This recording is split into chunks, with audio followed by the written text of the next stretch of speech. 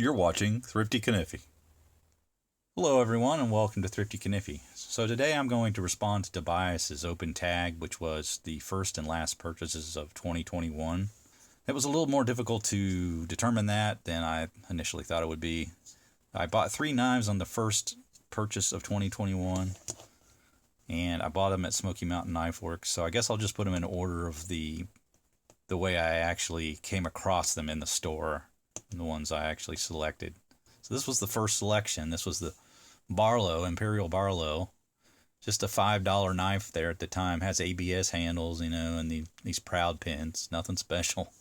Pretty basic knife. But I was always been impressed by the Barlow and the stoutness of the knife. And even in the cheapest varieties of this knife, it's still a rigid and rugged performer. And that's the reason why I picked it up. I'm like, I don't really care that it's only $5 because I know if it's built well, and the design lends itself to sturdiness. So that's why I picked that up. And I feel like, everybody really owes it to themselves to buy a Barlow. I mean, it's kind of a classic pattern, and if you don't have one, I mean, there must be a reason why, because there's plenty of them out there to choose from. And there's a lot of really good ones, but just a $5 one. That was my first Smoky Mountain Knife Works purchase, and first time I'd been in their store, and kind of the first time I decided to really delve into this hobby in a more serious way. Now here's the second knife I bought, and you guys are probably laughing right now, but that's fine. This is what turned me on to the sow belly pattern.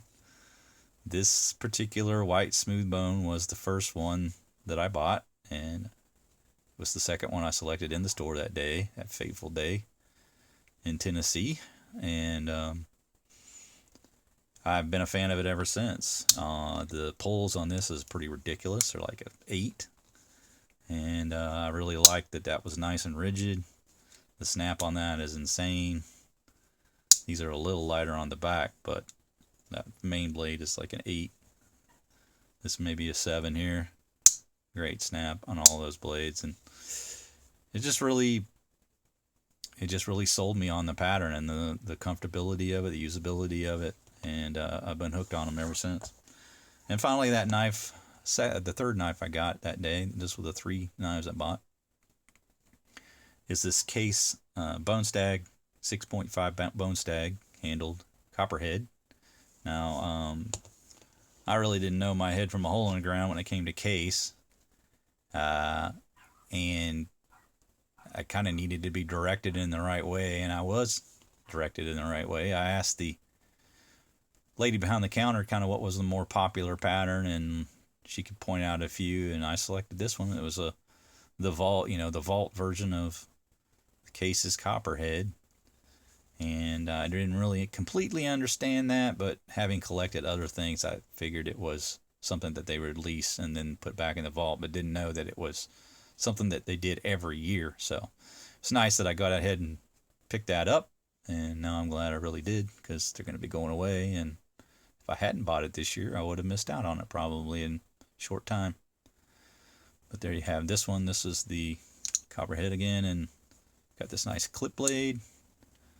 I only wish that the pull on this was just a little heavier. It's a little light. I'd say it's probably about a 4. But it locks up good enough. It's just seems a little light. And then this cool pen blade. Really like the pen blade on this one. The pull on that one's a little heavier. But, at $75, I'm not going to lie to you, I'm not going to be using this one a ton. It's kind of gets to be a beauty queen. And, yeah, I don't have the funds to afford a ton of these, and I'm not gonna tear them up. So, not gonna lie to you, these will never get used. But some of these cheaper ones obviously will. I'll always rotate them around and use them lightly. But there you have the first 3. These are the first purchases of 2021. Now let's look at the final purchases of 2021. So for my final selections of 2021, the 3 final knives that I purchased in the year, I have first up this 18 OT Mighty Might, which I recommended in the video for the 5th pocket carry. This is a great little knife. The locking mechanism makes this thing a super rugged performer, and one of my favorite little knives now. I'll probably be carrying this one quite a bit in my 5th pocket, and you'll probably see quite a bit of use. But this is again just, you know, the Schrade old timer, you know, single clip blade, again with that liner lock, and just makes for a super rugged little performer. Really, really like this little knife, and definitely be carrying that in the 5th pocket quite a bit. All right, and then another that I haven't yet shown. This is the 98 OT. This is the Ramrod, and it comes with a really slim clip blade. Nice slender design.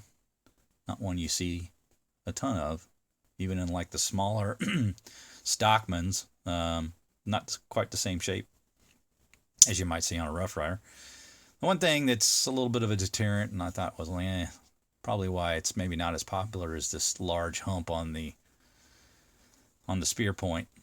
It sticks up quite a bit, but if you can get around that, you know, it's a neat little knife. You got nice even blade on that sheep's foot, and you got good pull on it, good snap on the close.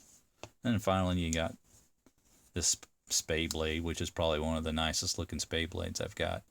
Much like the Roper ones, actually reminds me a little bit, but the Ropers have a little more body to them. These are a little more parallel to the back.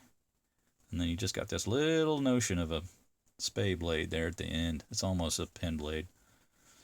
So really neat little blade set here on this one.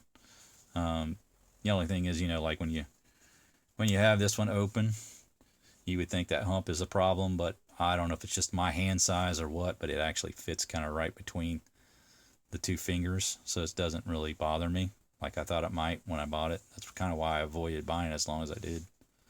But it's not bad. Not as bad as I thought it'd be. So there's the second one, the Ramrod. Did I show you the number on that? I don't remember if I did. I said 98 OT, right? But there you have that. Okay, 98 OT. And then next up, I had every intention of reviewing this one in the future, but I was like, what the heck, I'll do it now. This is the Old Timer Canoe, and it's just, you know, your standard size canoe. What is this, like 3 and just barely over, I'd say 3 5/8, I guess. 3 5/8 length, and you got your spear point blade. Look at that blade. I love that blade. Love that blade shape on the canoe. And this has a nice pull on it, nice smooth action on it. And then this, which I really think is more of a spear point, but we'll call it a pen blade, but it's kind of a fat-bodied pen blade. Nice snap, nice pull on that. This is a terrific knife. Really, really like this one. It's among my favorite canoes now, just because of just the pull and the action on it. That really does it for me on this one. And maybe not the most attractive handle and all that, I get it, but as far as ruggedness and durability, it's hard to beat an old timer. Don't get the greatest blades, but I don't mind sharpening. You guys get on me about, you know, 7CR17 maybe. I mean, I can see it on 3CR17, but 7, I mean, that's plenty good enough. And it sharpens up really good. So I'm happy with 7CR. But there's your 3 knives on the final end. All 3 old timers there at the end there. And I just kind of threw them all in a cart together and said, I'm going to go ahead and get some more old timers. But there you go. The first 3 here and the final 3 here. Tobias, thanks for the open tag. Really enjoyed doing this video. A lot of fun. Make sure you guys like, subscribe, and hit that bell. And I hope you enjoyed the video. You guys have a fantastic day, and take care.